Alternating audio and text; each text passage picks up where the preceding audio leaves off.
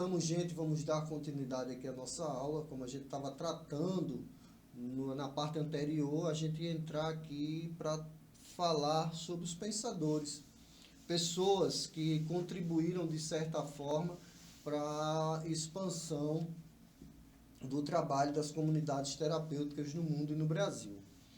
É importante a gente ter em mente que o modelo de comunidades terapêuticas ele teve essas influências, a influência de pensadores, de pesquisadores, quer tenha sido ali no campo da psiquiatria, até no campo mesmo da própria filosofia, da espiritualidade, que trouxeram para o trabalho com a dependência química processos inovadores, ideias inovadoras, práticas, teorias que acabaram por se tornar modelos que são utilizados ainda até hoje, e foram esses pensadores que moldaram de certa forma, que foram aí lapidando o trabalho com comunidades terapêuticas e estabelecendo meio que esse modelo de prática que existe hoje, essa estrutura que atualmente é desenvolvida.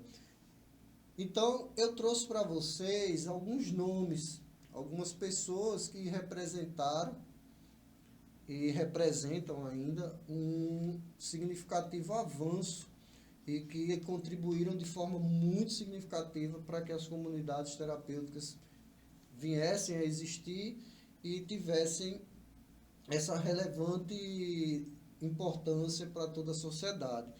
O primeiro foi o próprio Maxwell Jones, e lá nos idos de 1950, pós-guerra, pós-segunda guerra, ele estabeleceu lá a democracia terapêutica, que foi justamente essa questão de comunidade. Porque quando a gente fala em comunidade, a gente pensa muito na democracia, onde as pessoas elas têm... Lembra que eu falei na parte anterior sobre a autonomia de escolha?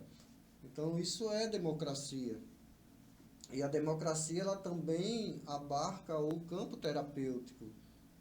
Hoje o paciente que vai procurar um apoio psicológico, ele tem a autonomia de escolher que profissional ele vai, que abordagem ele quer ser tratado, com qual abordagem ele quer ser tratado, e etc. Então, Maxwell Jones, ele com o seu livro A Comunidade Terapêutica, ele acaba instituindo essa ideia da democracia terapêutica. Ele foi considerado, sim, um dos pioneiros das comunidades terapêuticas, quando ele introduziu justamente esse conceito de democracia no livro A Comunidade Terapêutica, lá do ano de 1953. Jones, qual era a ideia? Jones, ele propôs justamente um modelo, vou ipsilitris, né? Jones propôs um modelo no qual os pacientes não eram vistos como meros receptores de tratamento, mas como participantes ativos do processo de recuperação.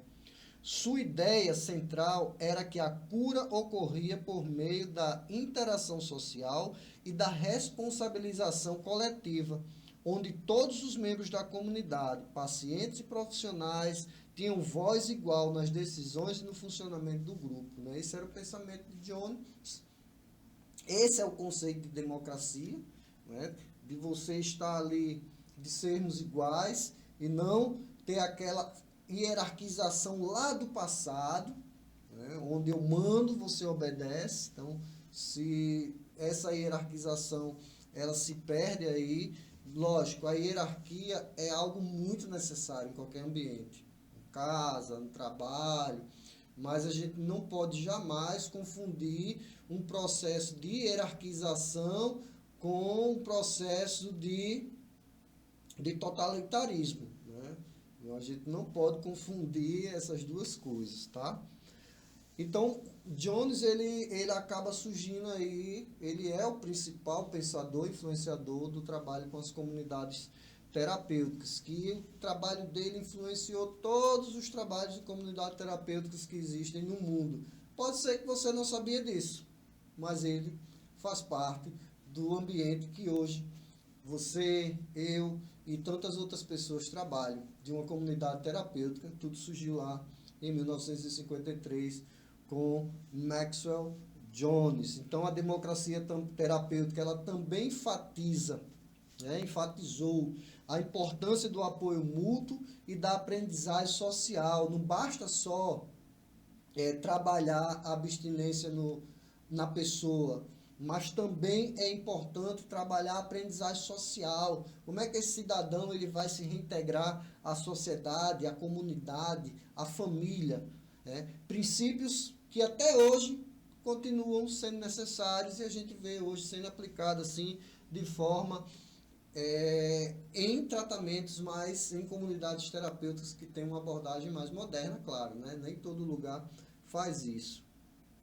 Seguindo aí no caminho histórico das pessoas que contribuíram para o desenvolvimento das comunidades terapêuticas, nós passamos por Georges de Leon. Ele trouxe para nós a teoria da comunidade terapêutica. Então, Jones apresenta ali a comunidade terapêutica, a democracia terapêutica, e o De Leon ele vem com a teoria da comunidade terapêutica propriamente dita, inclusive com o livro The Therapeutic Community. Aí ele coloca Theory, Model and Method, né? Que é teoria, modelo e método. Então ele sistematizou o trabalho da comunidade terapêutica ele foi lá e por isso que eu digo, gente, isso é ciência, tá? Isso é ciência, não é achismo, é ciência. Então ele foi lá e teorizou o que é comunidade terapêutica, ele modelou o que é comunidade terapêutica e ele aplicou uma metodologia. Então aconselho que vocês procurem aí esse livro e depois dêem uma lida também. Então, De Leon, ele propôs uma teoria abrangente que define a comunidade terapêutica como um modelo de tratamento focado na mudança do estilo de vida. Ele argumentou que a dependência química não é apenas um problema médico ou psicológico, mas um distúrbio que afeta todas as dimensões do indivíduo, social, emocional, comportamental e espiritual. Então, você vê que o De Leon ele amplia a nossa percepção da dependência química, né, da problemática do usuário de substâncias psicoativas. Ele amplia para esses 4 campos, o social, o emocional, o comportamental e o espiritual. E essa problemática não afeta só o cidadão doente, a pessoa doente, a pessoa em situação de dependência química, mas ela afeta toda a sociedade. Por isso que lá atrás eu disse o papel importante da comunidade terapêutica do ponto de vista, né, da saúde pública, da segurança pública, de questões sociais da população e etc. Então, De Leon, ele vem aí com essa abordagem para a gente. Ele acaba que ele enfatizou a necessidade de uma abordagem estruturada e hierárquica. Lembrando, quando você fala de uma abordagem estruturada e hierárquica, nós estamos falando de um fluxo. Nós não estamos falando totalitária, nós estamos falando hierárquica, onde a gente tem cada posição devidamente definida, um diretor, um coordenador, um monitor, um voluntário externo, uma equipe técnica composta por psicólogo, um terapeuta, um fisioterapeuta, um assistente social e etc. Então, níveis hierárquicos são isso, tá? Totalitarismo já é uma pessoa que manda em todo mundo e que não aceita mudança e que não aceita principalmente nenhum tipo de sugestão ou de conselho. Então, De Leon ele acaba pensando nessa estruturação hierárquica e ele diz assim, na qual os residentes avançam por estágios de tratamento à medida que demonstram progresso na recuperação. Aí aqui a gente vê o resgate histórico do que é hoje a mudança de fase nas instituições. Algo que De Leon ele acaba estruturando essa ideia, por isso que eu digo, foi lá, ele estudou, ele buscou a ciência e ele desenvolveu a teoria, o modelo e o método, tá certo? Por isso que eu digo, estudem, pesquisem, que vocês não vão perder nada com isso. Então, ele acabou estruturando esse modelo de que, à medida que o acolhido ele vai evoluindo no seu tratamento, ele vai subindo de fase e ele vai passando por um reconhecimento para que ele possa sentir cada dia mais motivação para continuar a sua empreitada ali no processo curativo. Então, sua teoria também destacou a importância do ambiente terapêutico como um microcosmo da sociedade. Quando a gente fala em comunidade, como eu já disse anteriormente, comunidade é isso, comunidade terapêutica. Meu bairro é uma comunidade, eu estou expandindo. Minha cidade é uma comunidade, eu estou expandindo para um macrocosmo, né? O meu estado é uma comunidade, então esse macrocosmo ele vai cada vez expandindo. Então a nossa comunidade terapêutica ela é um microcosmo, e foi isso que De Leon ele apresentou aqui para a gente, que a comunidade do ambiente, o ambiente da comunidade terapêutica, ela é representada como um microcosmo da sociedade, onde os indivíduos aprendem a lidar com desafios e a desenvolver habilidades para a vida cotidiana. Essa visão influenciou a expansão das comunidades terapêuticas ao fornecer o framework teórico robusto que justifica a eficácia do modelo. Eu tenho certeza que muitas das comunidades terapêuticas evoluíram nessa base, mas sem o entendimento de como essa base foi construída, né? Achando que isso foi uma ideia aleatória, que surgiu assim do nada. Foi estudo, foi pesquisa, foi experimentação, foi observação, tudo isso, tá? Saindo de De Leon, a gente encontra aqui o Carl Rogers, tá? Carl Rogers, um psicólogo extremamente humanista. Ele teve a sua contribuição, mesmo que indiretamente, não foi uma contribuição direta para o desenvolvimento, para a expansão das comunidades terapêuticas. Ele acabou desenvolvendo dentro do seu campo de pesquisa, cunhou a abordagem centrada na pessoa. Lembra que anteriormente a gente falou que a abordagem centrada na pessoa acabou sendo utilizada em algumas comunidades terapêuticas como foco da mudança de comportamento, né, e etc. Então ele cunhou essa ideia da abordagem centrada na pessoa. Esse modelo ele foi desenvolvido em 1980 pelo Carl Rogers, tá? E ele defendia justamente que o processo terapêutico deve ser baseado na empatia, na aceitação incondicional e na congruência, ou seja, a autenticidade do terapeuta. Por isso que a gente precisa ter uma estruturação muito bem delineada. A gente tem que entender ali o processo como um todo. Então, quando a gente fala de empatia, é se colocar no lugar do outro, não só por se colocar, mas é realmente reconhecer e entender o que o outro está passando. Na comunidade terapêutica, a empatia, principalmente quando a gente fala ali da equipe de coordenação nesse modelo atual, que em sua grande maioria é composta por pessoas que passaram pelo tratamento, a empatia deveria ser algo muito fácil. Até porque eu, coordenador, que estou ali naquele momento, eu passei pela mesma situação daquele acolhido que eu recebo hoje. Então a empatia deveria ser algo extremamente natural, mas não é. Infelizmente ou felizmente, existem pesquisas que mostram, inclusive tem um filme, eu não lembro agora, acho que é Experimento Social, um negócio assim.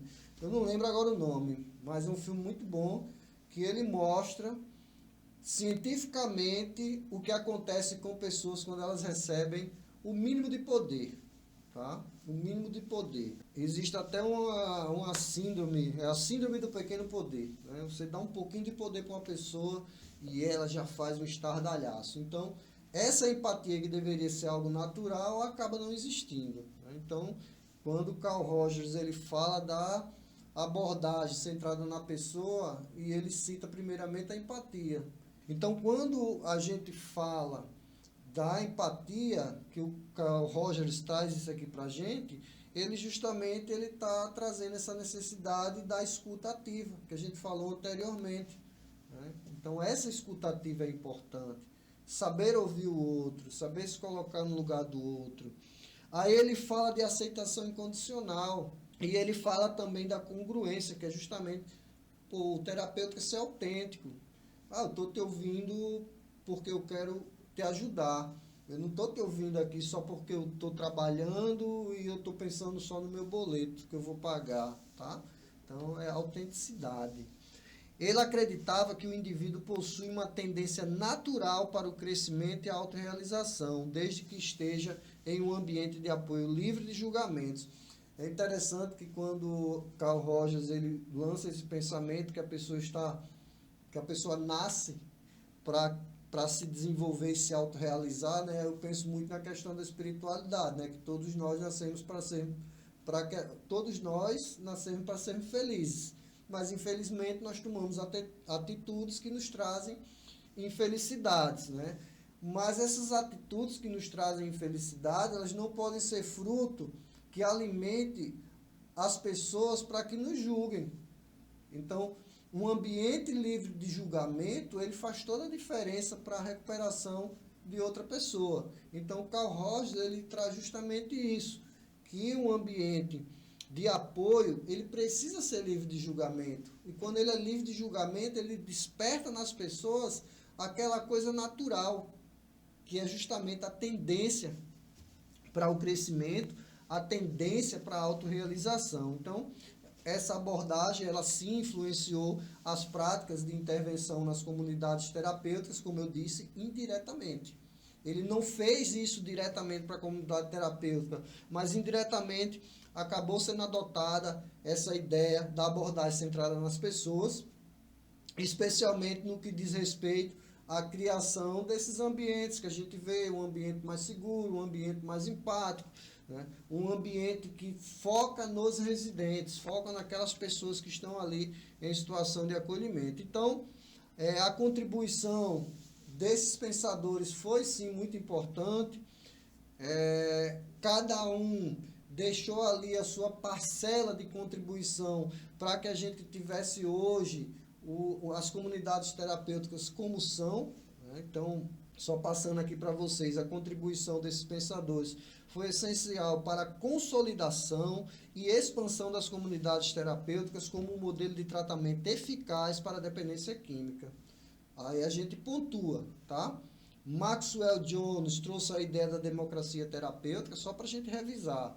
Jorge de Leon desenvolveu uma teoria abrangente que estrutura o funcionamento das CTs, mesmo que a gente não soubesse, mas de Leon trouxe essa estruturação hierárquica e estrutural, né, das CTs. Aí vem Carl Rogers influenciando as práticas de acolhimento e de intervenção.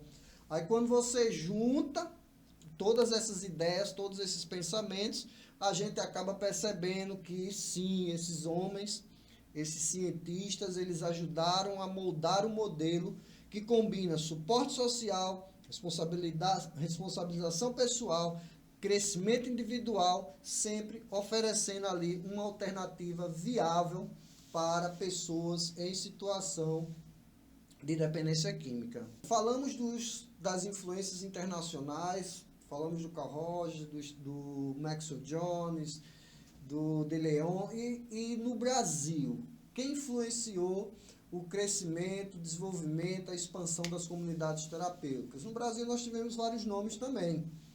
A maior parte deles estava ali ligados diretamente com a Igreja Católica ou com grupos evangélicos, promovendo esse desenvolvimento desde a criação lá do Desafio Jovem, passando pela Fazenda Esperança e tantos outros modelos que vieram, né, que seguiram depois, como por exemplo o Senhor Jesus, Fazenda do Senhor Jesus, e um deles foi justamente o padre Haroldo Ram.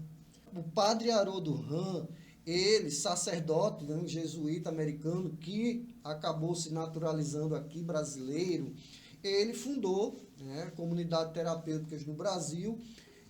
Em 78, ele acabou fundando a fazenda que eu acabei de falar, né, que foi a Fazenda Senhor Jesus, no interior de São Paulo, lá na região de Campinas, e foi considerada uma das primeiras comunidades terapêuticas do Brasil, juntamente com o Desafio Jovem lá de Goiânia, tá? Além de fundar a Fazenda do Senhor Jesus, Padre Ram desempenhou um papel crucial na organização e articulação das CTs no Brasil. Ele foi um dos criadores da Federação Brasileira das Comunidades Terapêuticas, a FEBRACT, que se tornou uma entidade fundamental para o fortalecimento e regulamentação dessas instituições. Bem interessante, então o padre Haroldo Ram, ele teve aí sua parcela de contribuição.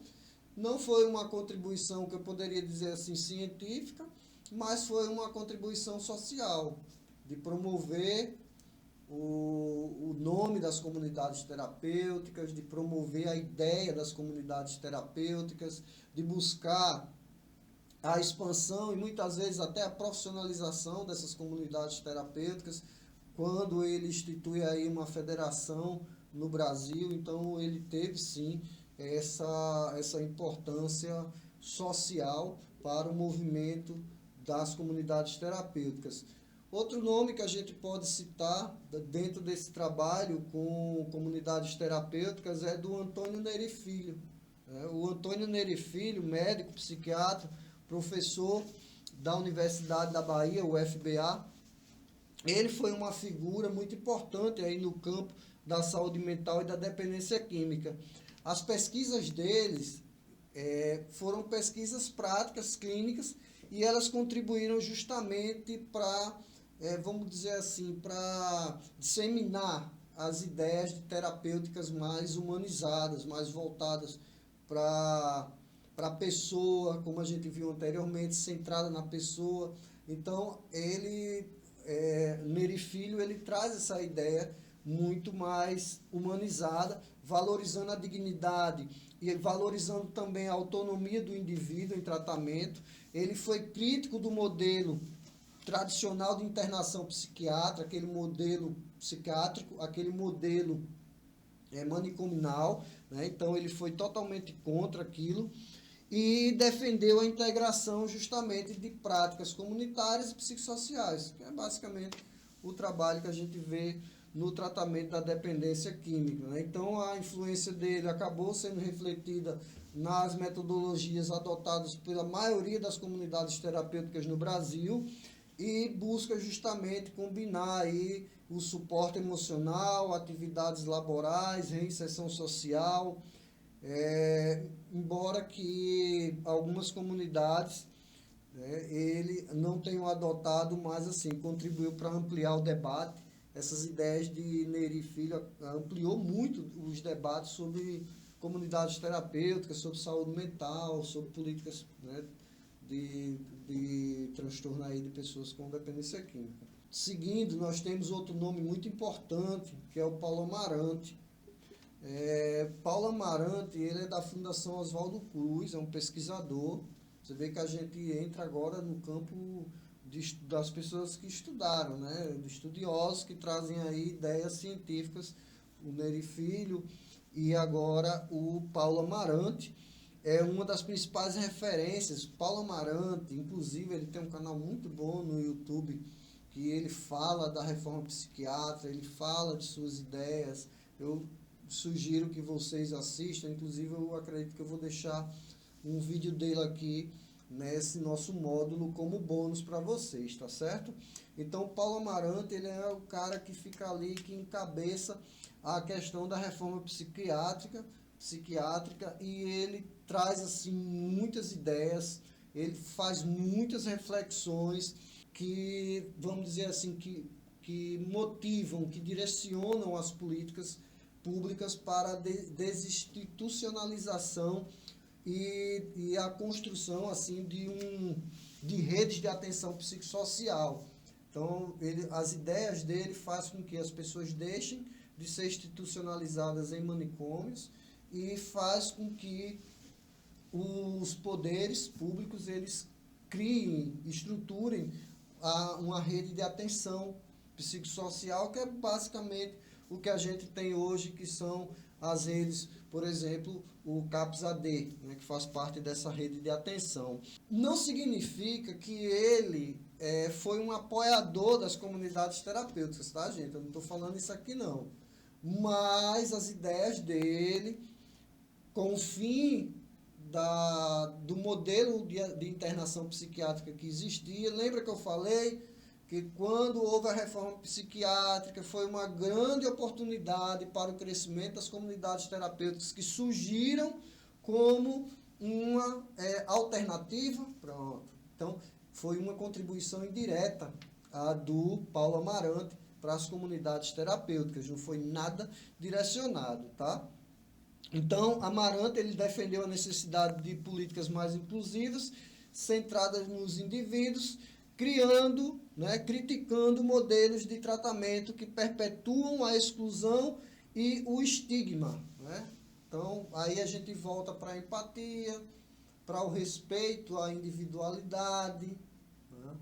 Respeito às subjetividades de cada ser, né? Então, Amarante, a gente se vendo que as coisas elas vão se entrelaçando, né? As ideias vêm de fora, as ideias vêm de dentro, vêm do campo religioso, do campo espiritual, do campo da pesquisa, e tudo vai se unindo aí nesse conjunto bem interessante que é o trabalho das comunidades terapêuticas, né? Como eu disse, embora o foco de Amarante não fosse propriamente dita a atuação nas comunidades terapêuticas, as ideias dele, quer queira ou não, influenciaram e espero que continue influenciando. Busquem entender o pensamento de Amarante e espero que continue influenciando as comunidades terapêuticas rumo a esse trabalho aí humanizado, esse trabalho focado na pessoa, com a democracia terapêutica e etc. Tanta coisa interessante que a gente já discutiu aqui nesse nosso primeiro módulo, tá? E a gente vai finalizar aqui a parte dessas personalidades com Franco Basaglia, né? Quem foi Franco Basaglia? Um psiquiatra italiano. Ele foi figura central na desinstitucionalização e humanização do tratamento psiquiátrico em nível internacional.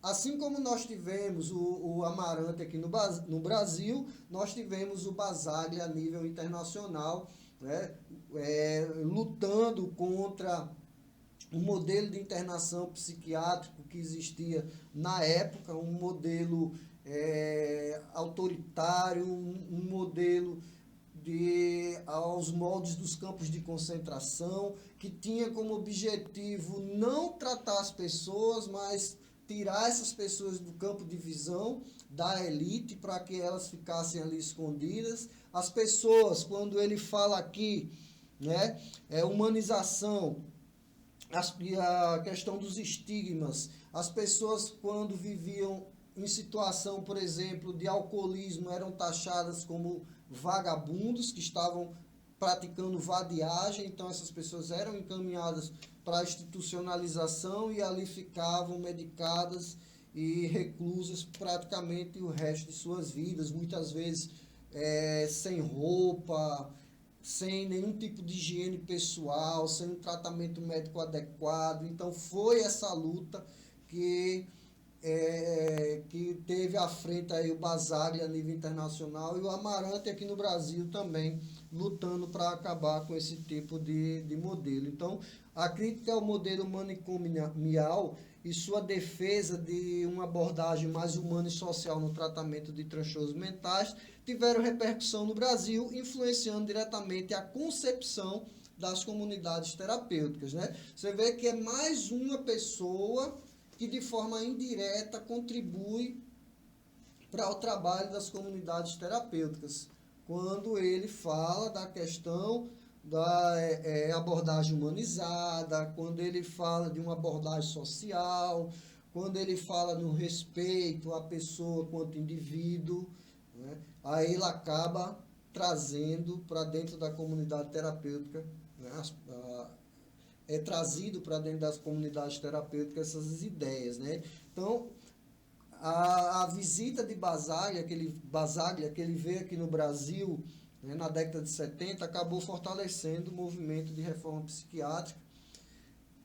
Aqui diz assim que buscavam alternativas ao modelo hospitalocêntrico. Embora as CTs não sejam diretamente vinculadas ao pensamento de Basaglia, sua ênfase na construção de redes comunitárias e na valorização da autonomia do indivíduo contribuiu para o desenvolvimento de práticas mais humanizadas no tratamento da dependência química, né? Então, bem interessante, bem legal isso aqui.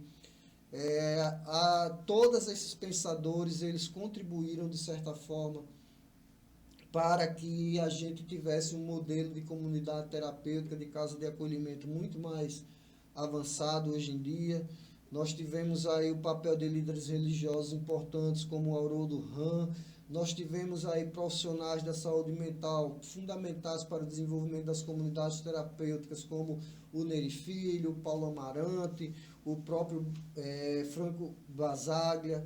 Cada uma dessas pessoas aí, cada um desses pensadores, eles contribuíram de certa forma com suas ideias, com as suas práticas, com suas pesquisas, ajudando pouco a pouco a moldar, né, a construir esse modelo de tratamento que nós conhecemos hoje, combinando, como eu já falei, conhecimento científico com a espiritualidade, que faz parte, que é um item essencial, indispensável para a nossa vida, tá? Não vou colocar aqui a espiritualidade como necessária para o tratamento da dependência química, não. Estou colocando a espiritualidade além disso, que é fundamental para a nossa existência, né? Para a nossa qualidade de vida. É algo que é impensável, né? Assim, você retirar esse quesito aí de qualquer tratamento que exista, seja ele dependência química, câncer, seja ele qualquer tipo de dor física, mental, a espiritualidade, ela é um suporte essencial. Então, essas abordagens, eles acabaram convergindo, né, combinando tudo isso para um suporte comunitário e para tratamentos mais humanizados, né? E esses pensamentos, esses modelos, desde dos religiosos espiritualistas lá do início da década de 70 até esses pesquisadores de tempos passados e atuais, eles construíram, né, influenciaram, reverberam até hoje no cenário da construção de políticas públicas para o tratamento da dependência química. Gente, vou dar mais uma parada para tomar uma água, a garganta aqui já está pegando fogo e a gente volta já já para finalizar essa nossa aula aqui sobre a história das comunidades terapêuticas no Brasil. Volto já.